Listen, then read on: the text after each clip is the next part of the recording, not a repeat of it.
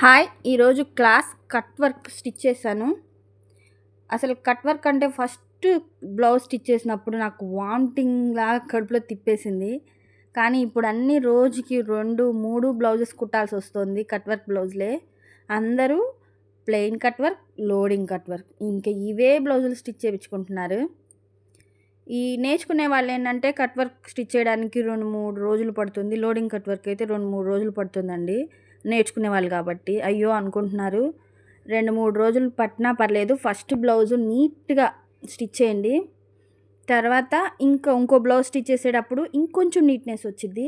అట్లాగే 2, 3 బ్లౌజులు స్టిచ్ చేస్తే మీకు వచ్చేసిద్ది. ఫాస్ట్‌గా వస్తది. రోజుకి 2, 3 స్టిచ్ చేసుకోవచ్చనమాట. అట్లా ఫస్టే అయ్యో నాకు రాట్లేదే అని అనుకోవద్దు. కుట్టంగా సర్వీస్ వస్తదనమాట. ఏ మోడల్ అయినా సరే. ఏదైనా మోడల్ మనకి రాకపోతే అదే మోడల్ 1కి 4 సార్లు కుట్టండి. అందుకే నేను చెప్తాను పాత ఫ్యాబ్రిక్ తెచ్చుకోండి. రఫ్ ఫ్యాబ్రిక్స్ ఉంటాయి. కాటన్ చీరల్లోనే స్టిఫ్‌గా ఉండేవి ఉంటాయి.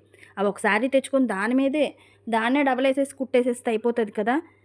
అట్లా యూజ్ చేసుకోండి. క్లాత్ కొత్తయి పెట్టుకోకుండా పాతయి తెచ్చుకొని 1కి 4 సార్లు ప్రాక్టీస్ చేస్తే నీట్‌గా వస్తది. టైలరింగ్ అనేది మనం అనటానికి, వినటానికి ఈజీగానే ఉండిద్ది. కానీ పని మటికి కొంచెం ఎక్కువే పని ఉండిద్ది. కానీ చిన్నగా నేర్చుకుంటే మటికి మంచి ది బెస్ట్ లాభం అనమాట. ఇంట్లో కూర్చొని హ్యాపీగా సంపాదించుకోవచ్చు. ఎక్కడెక్కడికో వెళ్ళాల్సిన పని లేదు. ఎవరెవరితోనో మాటలు పడాల్సిన పని అస్సలే లేదు. మనం స్టిచ్చింగ్‌లో కూడా నీట్‌గా ఫినిషింగ్ ఇస్తే ఎవరేమంటారు చెప్పండి?